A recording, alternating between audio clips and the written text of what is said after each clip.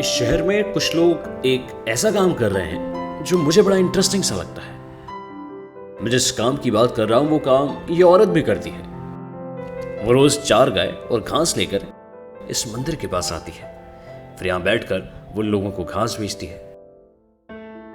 क्योंकि गाय को पवित्र और उसे घास खिलाना पुण्य का काम माना जाता है, बहुत सारे लोग औरत से थोड़ा सा घास खरीदते हैं और बाजू में खड़ी इन गायों को खिलाते हैं।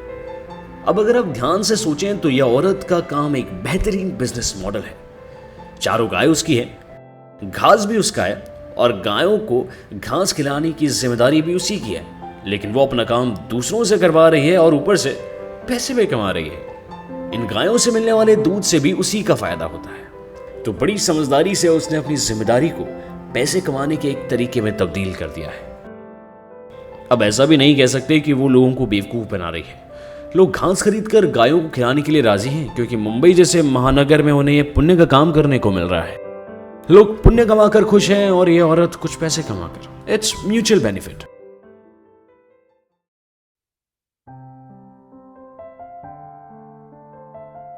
इस शहर में एक टीचर है जो स्कूल में बच्चों को साइंस पढ़ाती है। स्कूल के बाद वो थोड़ा सा वक्त मुंबई के रास्तों पर रहते इन बच्चों के साथ भी बिताती है। वो किसी भी तरह बस इन बच्चों को खुश रखना चाहती है। जिन बच्चों के पेट की भूख भी बराबर से नहीं मिटती, उन बच्चों में वो ज्ञान की भूख जगाना चाहती है। कभी साइंस का कोई एक्सपेरिमेंट बताकर बच्चों को कुछ सिखाती है,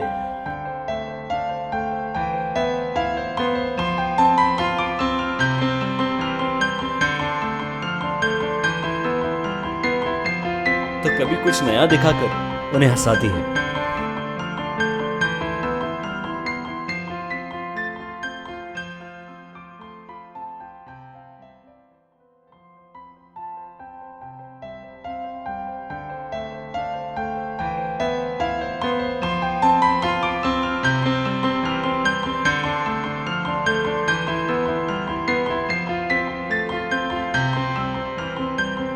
एक साइंटिफिक स्टडी के मुताबिक दूसरों के चेहरे पर हंसी देखकर हमारे चेहरे पर अपने आप हंसी आ जाती है। इसलिए हमें भी दूसरों को हंसाना चाहिए ताकि हमारे चेहरे पर अपने आप हंसी आ जाए।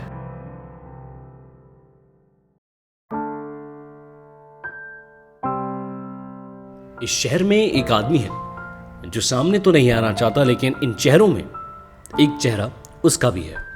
वो रोज लोकल ट्रेन में अप डाउन कर काम पे जाता है। लोग भीड़ से परेशान हैं पर वो नहीं, बल्कि वो तो इस भीड़ में बहुत खुश रहता है। लेकिन उसकी खुशी के पीछे भी एक कहानी है। कहानी कुछ ऐसी है, वो जिस गांव से मुंबई आया है वह आज भी लोग उसकी जाति को अछूत मानते हैं। 27 साल से उसने अपने गांव में एक अछूत आदमी की तरह जिंदगी बिताई है। गांव में लोग उससे दूर रहते थे और मानसिक तौर पर उसे भी लोगों से दूर रहने की आदत सी हो गई थी। कुछ काम की तलाश में जब वो मुंबई आया तो उसने जाना कि यहाँ तो लोग भीड़ में चलते चलते उसे छू जाते हैं, टकरा जाते हैं, कोई परवाह ही नहीं करता। शुरू में उसे बड़ा अजीब लगता था। आदत से मजबूर उसने यहाँ भी लोगों से दूर रहने की कोशिश की थी ताकि कोई उसे या वो किसी और को गलती से छू ना ले। लेकिन जब हालात ही ऐसे हों,